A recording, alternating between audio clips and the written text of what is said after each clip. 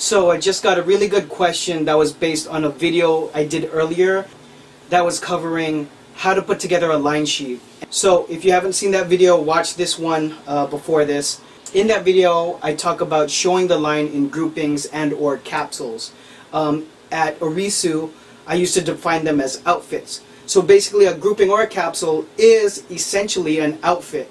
And it's usually brought together with what I call DNA. I would call the binding factor of any of these capsules, the DNA of the group.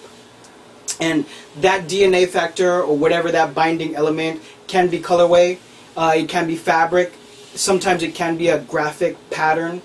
But basically, just to define what that grouping is, so that grouping is going to consist of 5 to 7 items that can be worn as an outfit. So, for example, there could be shorts, or there could be bottoms. Now, sometimes a bottom can be paired with denim, or it could be a twill pant that coincides with shorts, cargo shorts, whatever that is. And then you have your basics like a knit piece, and then your basic layering like a woven or a polo perhaps, and then an outerwear piece such as a sweater or a jacket. And the idea, the concept of that is these 5 to 7 pieces can then be put together and merchandised together. So interchangeably, you have 5 to 7 items that can be worn together. They're no-brainers, put together by colorway and or styling. So the question was, why would you sell things in groupings? And so what I want you to do is think of a company that is operating at a grand scale.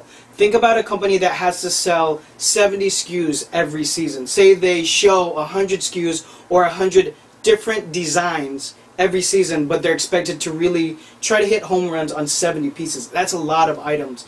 So if you think of it from a logical standpoint, you really have to find a way to put them together in groupings so that it differentiates that product even from the season before, because otherwise it's just the same cotton twill pant that you're selling in a different colorway and maybe a different weight, or if it's a different fabrication.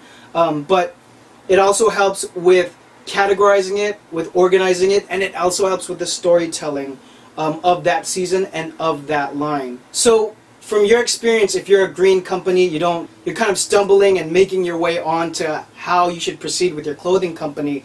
A lot of times your experience when you're shopping with some of your favorite smaller brands might be that you only see bits and pieces, maybe one rack of it, maybe just a few pants and a few woven tops, or whatever that might be. But on the initial outset, there's a good chance that that company was selling by groupings, and then the buy that happens in the store that you might be shopping at only buys a couple $1,000s worth of items. And so in that case, you're not going to get a full look from that grouping or season or line, if that makes sense. Groupings also help as a bit of a sales tool. If you think about it, let me use this as an example. When you go to IKEA, the brilliance of IKEA, besides having really great price points for a lot of their furniture, is when you walk into an IKEA, they make it an experience where they do full-on interior design of usage of the products that they're selling. So when you step into the mock bedrooms or the mock kitchens, you already get a feeling, a similar feeling to when you're looking at real estate in a house, saying like, oh wow, this could be my kitchen, or this is similar to my kitchen, or this could be my kitchen. So what it does though is it really sells the items for you, because you see them not only merchandised on a wall or sitting there as they are, but you see them in context.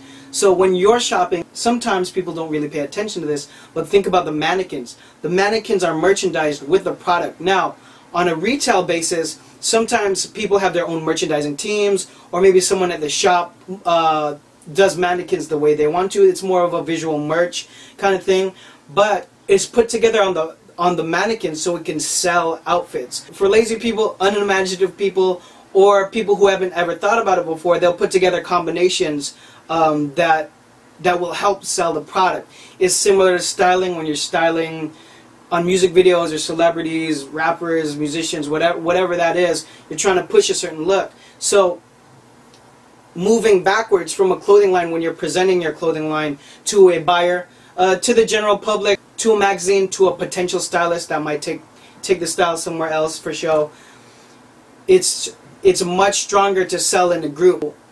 In turn, it also helps create a stronger buy when the buyer can look at it and say, oh, this makes sense. I can't buy this jacket and not buy this pant and this woven top, because they all kind of work together in a cohesion. So again, if you're a bigger company trying to sell 70 SKUs a season, that is definitely a tool that's going to help you sell it in groups rather than in individual items. Because if you are buying that way, and you are if you're on the other side of the table and you're a retailer trying to purchase, you have to have it make sense, where it's like, well, why would I buy 500 of that pant? It doesn't go with anything. So in short, all the aforementioned is why you would sell things in groupings.